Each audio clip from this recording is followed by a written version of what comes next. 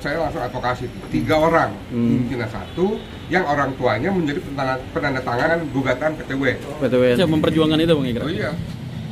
Oh ya, nanti berhadapan lagi sama. Oh siap berhadapan kembali dengan. Nah iya dong, kalau mereka dicurangin. Kalau misalnya pas dari donasi ini nggak membuktikan. Ya. Tapi gini, anak-anak itu ada yang berprestasi. Ya. Beberapa kali juara 1 nasional untuk pencaksilat gitu.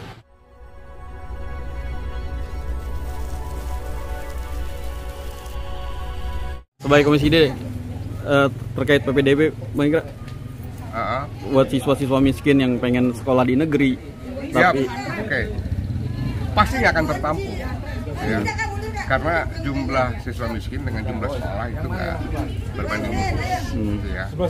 Jadi kalau persentase, kita gunakan persentase itu untuk afirmasi yang siswa miskin itu, ya, itu pasti nggak akan tertampung semua. Memang soalnya bukan di situ, soalnya adalah Depok kekurangan sekolah negeri, ya. Kalau sekolah secara keseluruhan banyak, gitu, tapi sekolah negeri yang kurang. Nah ini kan PPDB dan memang berhak, tapi nggak diterima, itu diperjuangkan, ya kan? Siswa yang secara aturan boleh masuk tapi nggak bisa masuk itu terima. Kayak kemarin saya di rapat, saya langsung advokasi 3 orang, ya rapat tadi saya di rapat terbuka gitu, 3 orang siswa SD Negeri Pondok Cina 1 yang orang tuanya menjadi penandatangan penandatangan gugatan PTW. Ya. Saya bilang ini saya kawal langsung loh, ya kan? Kalau memang mereka nggak memenuhi syarat sesuai dengan aturan, saya nggak paksa. Tetapi kalau mereka penuhi syarat secara aturan, ya, dan mereka nggak masuk karena hal-hal lain, seperti misalnya karena orang tuanya ngelawan, gitu, ya. Nah, bapak akan berhadapan dengan saya lagi, gitu. Nah, tapi kan gini, problem kita ini. Karena jumlah sekolah sedikit, kemudian persebarannya nggak merata. Ya. Pada masa kepala dinas yang lalu, Pak Tamrin, ya, saya berdebat sama Pak Tamrin berkali-kali dalam rapat sampai akhirnya saya terpaksa buat riset sendiri, riset kecil sendiri, dan dibukti dan saya temukan bahwa yang kurang itu mestinya BJ sama Cinere. Kenapa yang kamu tambah kok Cimanggis 2, Sukmajaya 2? Akhirnya Pak Tamrin akui memang distrik juga punya riset itu katanya. Hasilnya apa? Memang bejinya yang mesti ditambah. Lalu terus kenapa Sukmajaya sama itu?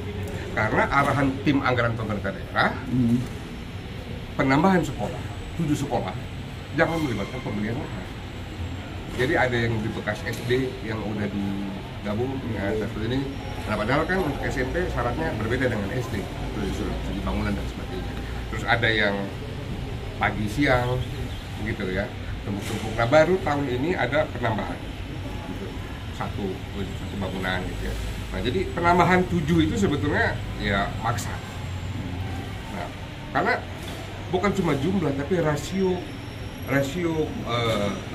jumlah warga atau jumlah peserta didik dengan sekolah itu harus seimbang satu sama lain.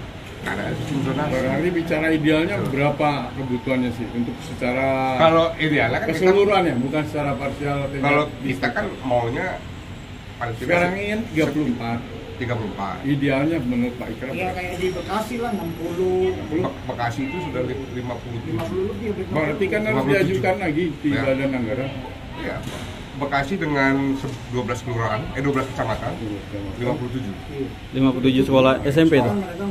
Nah, tahun 2020 sebelum penambahan 7 ini, kita masih punya 26, Bekasi udah 56. Bang Ikra sebagai Komisi D akan mendorong apa nih untuk penambahan jumlah sekolah? Iya, pemerintah kota harus lebih agresif pembelian lahan, jangan jadi alasan. Terus yang sekolah swasta yang sewa fasum itu suruh karena udah lama di sana suruh bikin sekolahnya sendiri. Nah, ini agak hot nih, menarik. Ya kan? Itu ada temuan seperti itu, Bang? Ya, ada. Misalnya nih ya, di Batu Jajar ada SD Ruhama, SD Islam Terpadu Ruhama. Itu sewa di fasum pemerintah kota. Sewanya kecil, nggak ada artinya sebetulnya pendapatan kota. Tidak mendongkrak value ya. Jadi hanya 0,0 sekian persen dari NJOP karena dia dianggap kegiatan sosial. Nah padahal kan masuknya 20 juta gitu. Ya, nah Itu di lahan berapa meter itu Bang Ikra? Apa? Kalau temuan Bang Ikra di lahan berapa meter? Pasum yang dipakai disewa oleh sekolahan? Kalau persisnya saya kurang tahu. Detailnya kurang ini. Kurang tahu ya.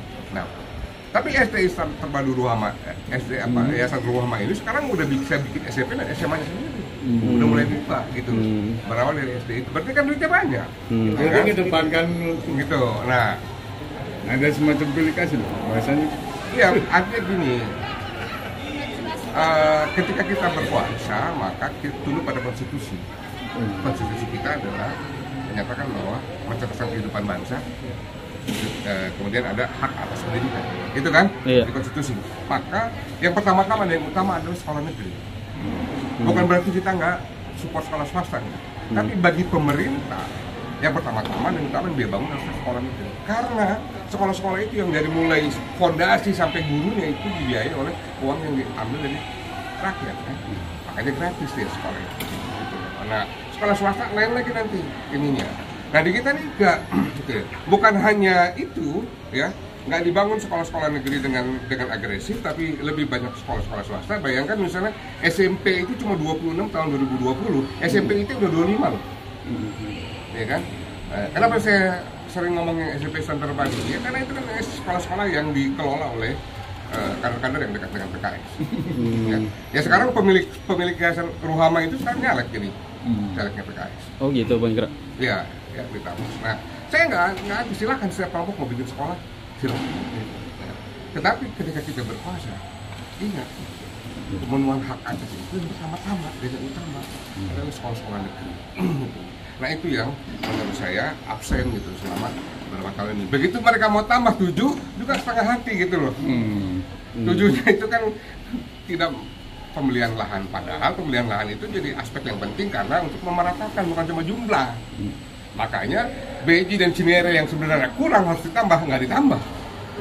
Mungkin tahun berikutnya. Iya, saya belum tahu gitu loh. Kalau legislatif di Komisi D udah mendorong seperti apa nih Bang Ikra untuk pemerintah agresif pembangunan sekolah negeri? Hampir setiap rapat sih selalu ada desakan itu, ya. Tapi kan DPR itu kan pada akhirnya outputnya adalah rekomendasi. Bisa dikerjain bisa enggak sama pemerintah kota, ya. Dan kita nggak bisa ngapa-ngapain kecuali ada pidana di situ. Anggarannya ada Bang. Anggarannya sih ada. Padahal kan ada janji politik 10, salah satunya pembangunan SMP di setiap kelurahan. Lo kan janjinya bangun RPJMD sekolah setiap kecamatan. Ada 11, baru 7 loh. Ya kan? 4. Nah, tapi begini. Kalau itu kan cuma salah satu ya soal jumlah apa persebaran. Tapi lagi misalnya ada insentif honor untuk guru swasta 150.000 sebulan. Itu saya tipis bedanya antara penghargaan dan penghinaan gitu. 150.000 itu.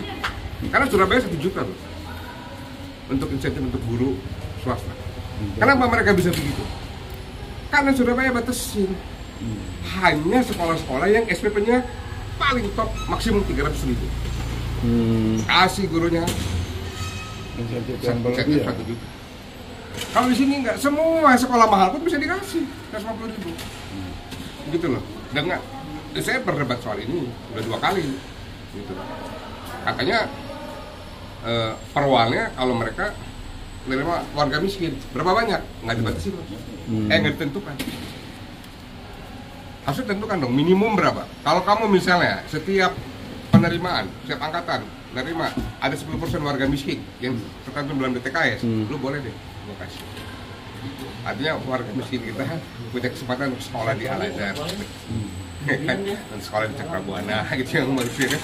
Itu menarik nih, menarik. Tapi kayaknya tapi kan nggak dilakukan, satu pun dikasih. Padahal mereka juga udah dapat bos.